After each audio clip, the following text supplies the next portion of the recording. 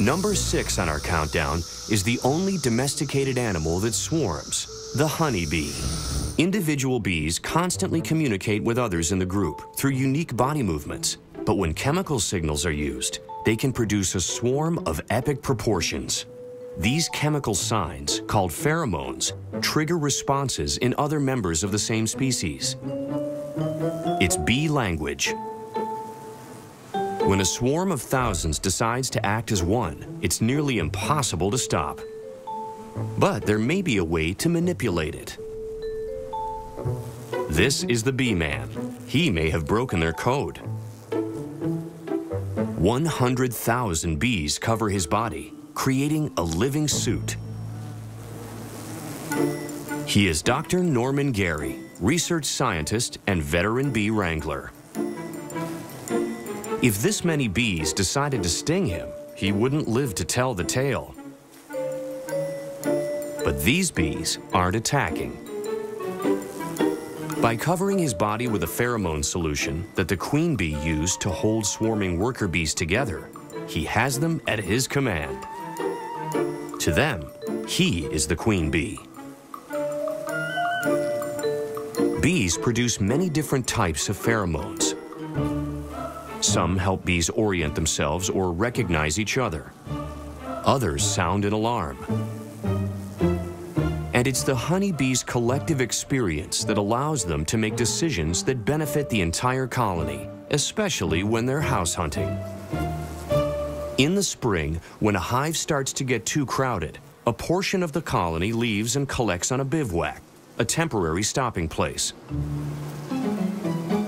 They're just loitering, waiting for the scouts to find them a new home. Usually, a honeybee hive is a monarchy where workers toil to feed and protect their queen. But recent research has revealed that the choice of a new hive is actually arrived at democratically. Bees look for a hollow space near flowering plants. Shade, a water source, and shelter from the wind are also key. This doesn't really fit the bill.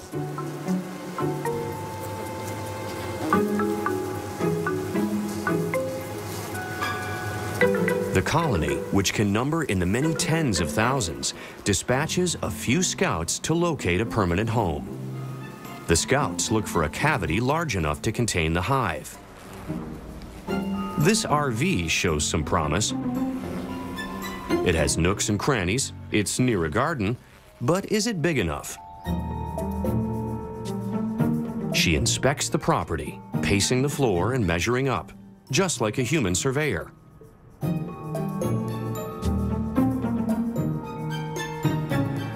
Once the scout is happy, she leaves to notify the swarm. Back at the bivouac, she broadcasts the good news by dancing.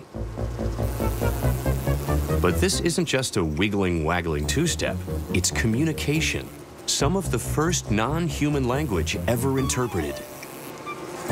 As she dances, the scout shakes her body. This wiggle tells the bees in what direction they must fly to get to the site. The duration of her dance shows how far they have to go. A second's worth of waggles equals about half a mile of flying.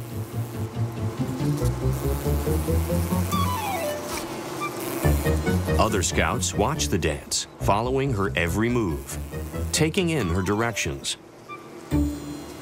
When she leaves, the scouts follow, using her expert instructions.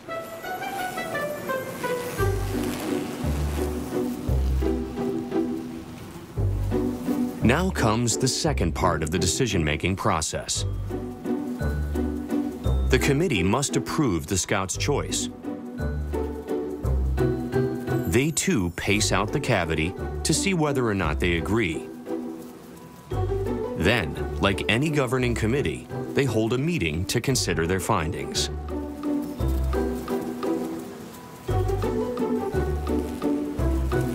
When they come to a consensus, they let the swarm know the good news.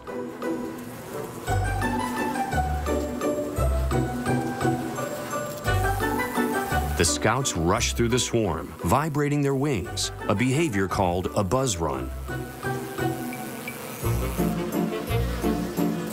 This tells the swarm they've closed on a new home. It's time to move. 100,000 bees take to the air in less than 2 minutes.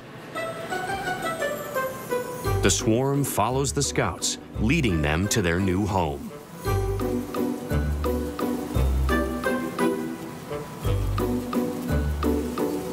As more and more bees settle in, they release a pheromone that reels in stragglers. Still, swarm intelligence does have its limits. They probably weren't intending to build a hive on wheels.